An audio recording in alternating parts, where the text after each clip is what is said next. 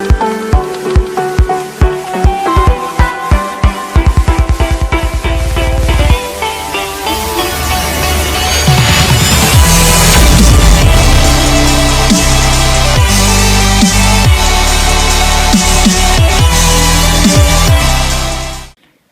वालेकुम स्टूडेंट, कैसे हैं आप? उम्मीद है कि आप खैरियत से होंगे।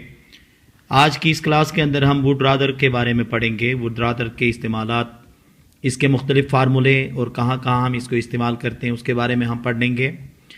वो तमाम व्यूवर्स जिन्होंने अभी तक चैनल सब्सक्राइब नहीं किया है, चैनल सब्सक्राइब करें ताकि हर नया अपडेट आपको आसानी से मिल सके। तो आइए शुरू करते हैं। वुड रादर देखें। Would rather is used to decide a preference when making a choice among different options.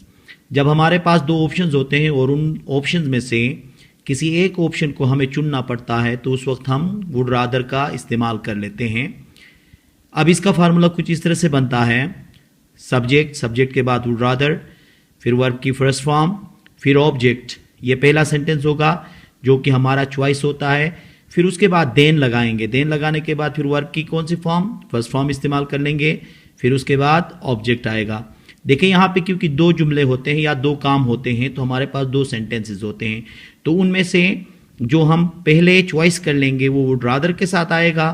फिर जिसको हम छोड़ रहे हैं वो क्या होगा? देन के बाद वो सेंटेंस आएगा।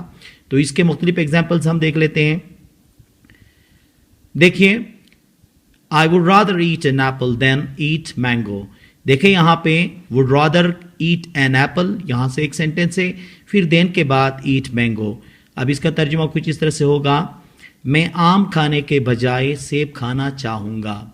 मतलब किसी एक काम के बजाय एक दूसरा काम करने के लिए हम क्या इस्तेमाल करते हैं? would rather का इस्तेमाल कर लेते हैं। इसी तरह से देखें, he would rather buy a car than buy a bike. अब यहाँ पे क्या होगा? वो बाइक खरीदने के बजाय गाड़ी खरीदना चाहेगा। यहाँ पे दो चॉइसेस हैं। देखें, एक चॉइस है बाइक का खरीदना, दूसरा चॉइस है हमारे पास कार का खरीदना। अब वो क्या करेगा? बाइक के बजाय कार खरीदना चाहेगा। She would rather take admission in university than take admission in college. अब यहाँ पे भी दो चॉइस हैं। देखें, वो कॉलेज में दाखिला लेने के बजाय यूनिवर्सिटी में दाखिला लेना चाहेगी। ठीक है, अब यहाँ पे भी दो चॉइसेस हैं। एक है चॉइस कॉलेज में दाखिला लेना, दूसरा है यूनिवर्सिटी में दाखिला लेना। तो इन दोनों में से ये क्या करेगी? कॉलेज के बजाय यूनिवर्सिटी में दाखिला लेगी। अब इसी तरह से देखें, I would rather stay at home than go to party. Party में जाने के बजाय मैं घर पर ठहरना चाहूँगा। यहाँ पे भी देखें, एक है पार्टी जाना, दूसरा है हमारे पास ऑप्शन घर पे रहना। अब इन दोनों ऑप्शंस, क्योंकि दो चॉइसेस हैं, दो चॉइसेस में से हम क्या करेंगे? जो हम पसंद करते हैं वो वुड रादर के साथ इस्तेमाल करेंगे और जिस चॉइस को हम छोड़ रहे हैं वो हम देन के बाद इसका इस्तेमाल कर लेते हैं। अब देखें, यहाँ पे पहले तो वर्ब था, यहाँ पे क्या है? दो वर्ब के बगैर देन के बाद हम ऑब्जेक्ट का भी इस्तेमाल कर लेते हैं। डायरेक्ट हम ऑब्जेक्ट भी इस्तेमाल करते हैं। पहले यहाँ पे क्या था? सब्जेक्ट था। अब यहाँ पे देखें, सब्जेक्ट के बाद वुड रादर, फिर प्लस वर्ब की फर्स्ट फॉर्म, फिर ऑब्जेक्ट, फिर प्लस देन के बाद फिर दूसरा ऑब्जेक्ट। मतलब दो ऑब्जेक्ट्स हैं तो दो ऑब्जेक्ट्स में से भी एक ऑब्जेक्ट का चॉइस हम कर सकते हैं। जैसे कि I would rather drink Pepsi than Coca Cola. अब देखें, पेप्सी भी यहाँ पे ऑब्जेक्ट है और कोका कोला भी ऑब्जेक्ट है। दरमियान में हमने क्या लगाया? देन। अब इन दोनों में से हमने चॉइस करना है तो क्या होगा? कोका कोला के बजाय मैं पेप्सी पीना चाहूँगा या पसंद करूँगा भी आप कह सकते हैं। ठीक है, इसी तरह से देखें, I would rather eat burger than pizza. अब यहाँ पे पिज्ज़ा और बर्गर दोनों क्या हैं? ऑब्जेक्ट्स हैं। तो दरमियान में क्या है? इन दोनों के दरमियान हमने चॉइस करना है तो देन हम दरमियान में लगा देंगे। जैसे कि इसका तर्जुमा होगा, पिज्ज़ा खाने के बजाय मैं बर्गर खाना चाहूँगा। इसी तरह से देखें, they would rather play football than cricket. वो क्रिकेट के बजाय फुटबॉल खेलना पसंद करेंगे या चाहेंगे।